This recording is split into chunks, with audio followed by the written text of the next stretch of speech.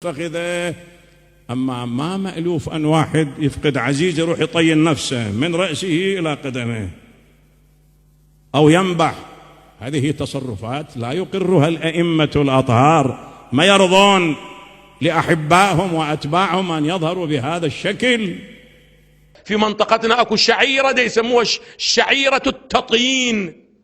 قلت له هاي شنو شعيرة التطين؟ يقول بيني وبين الله يطينون انفسهم وجهه وراسه وكذا. يقول هاي من شعائر الحسينية مولانا. شعيرة شنو؟ التطين مولانا. تسامع بها مولانا؟ هاي جديدة بدأت. يوميا عشرات الظواهر تطلع بعنوان الشعائر الحسينية اللي ما انزل الله بها من سلطان، بل كثير منها إن لم أقل أكثرها، بل كثير منها مخالفة للضوابط الشرعية ومخالفة لسيرة أئمة أهل البيت ومخالفة للنصوص القرآنية القطعية ومخالفة للأهداف التي من أجلها جاءت نهضة الإمام الحسين.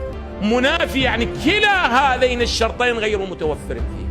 لا هي منسجمة مع الموازين الشرعية ولا هي منسجمة ماذا؟ مع الأهداف الحسينية، بل تضر الهدف الحسيني، بل تبعد الناس وتنفر الناس عن الحسين وعن أهدافه.